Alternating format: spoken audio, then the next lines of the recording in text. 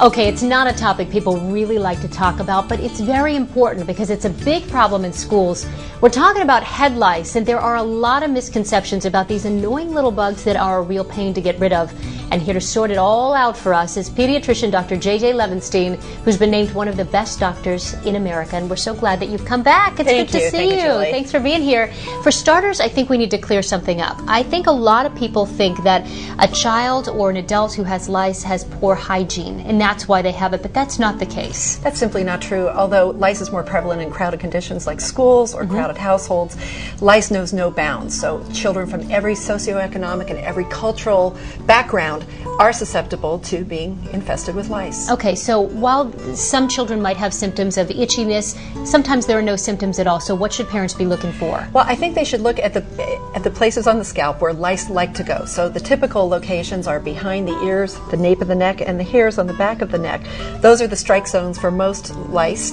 And so examining the hair for active crawling lice or looking for nits close to the scalp, which look like tiny grains of adherent rice. Very, very small. Very, very, very small. Okay. Are where the money is. Okay, now let's talk about what you do when you do find some, because I know a lot of over-the-counter remedies don't really work. Well, first of all, don't panic. There is help out there, and it does require a lot of commitment on a parent's part to help treat lice. It's a process. So we hear about RID a lot. Does that work?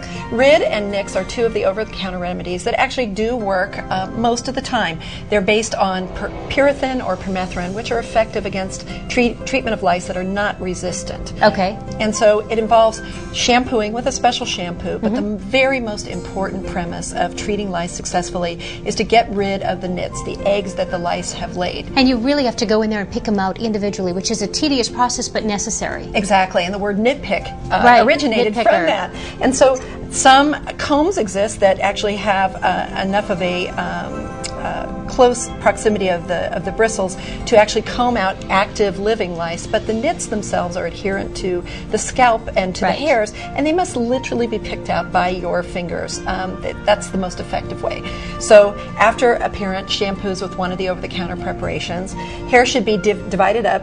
These clips are great. Little tiny sections, right? Yeah, little 1-inch sections, and literally with magnifying glasses of bright light and a lot of patience, go through strand by strand and comb through and pick through with your fingers.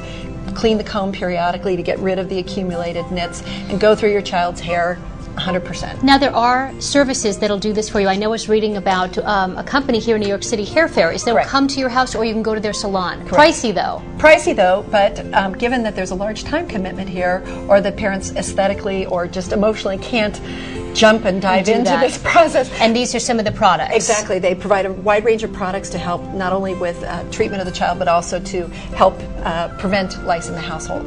All right, so Dr. JJ, what do we do with the sheets, the hats, the pillowcases, the toys, everything that came in contact with the child who has lice? Well, first thing is heat. Heat removes or kills most of the nits. Okay. So putting anything that you can launder in a hot washer and a hot dryer will take care of launderable or washable items. For things that you can't wash, precious toys, big pillows, just bag them in garbage bags or trash bags and take them away from human contact for a couple of days. And they die off? And the lice will die or the nits will die, and then you can just vacuum them and you're good as new. All right, let's talk about alternative treatments or home remedies. There are some things that actually work. There are many, and there is no real science and no large study that has proven one to be more efficacious than the other, but anecdotally, we hear from parents about successes with certain things, with certain household items. And you have some. I do.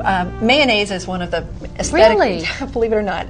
You might feel like coleslaw for a while, but actually if you take Hellman's mayonnaise or Best Foods mayonnaise, not a light mayonnaise, not the real stuff. The real stuff, and smother the hair, put a shower cap on and leave on for several hours, and then wash out with shampoo. The principle is that you suffocate the lice and the nits, but this should be reapplied probably a week later when the nits that may be left over hatch. And it does good things for your hair too. It does as a beautiful conditioner. Okay, and Vaseline, same kind of thing, it smothers them? It does, it does. It's very, very difficult to remove though, so it takes multiple washings. And of course, if you have to use a sort of harsher shampoo to get the Vaseline out, that may irritate the child, irritate the scalp, and cause a whole new round of itching for another reason. You mentioned using like a Dove dishwasher soap, didn't you? Dishwashing soap tends to have more detergent properties, which will take out these heavier oils. Okay. And certainly nothing but petroleum oil should be used. Other oils that are motor oils, those are toxic. So we wouldn't use, exactly 20-40 penfold oil. Okay, now you've brought some Prel and some oils. How do those mix together? Well, there's a concoction that Stanford University Children's Hospital has recommended that includes using a blend of usually Prel shampoo because it emulsifies the oils well, with eucalyptus oil and tea tree oil.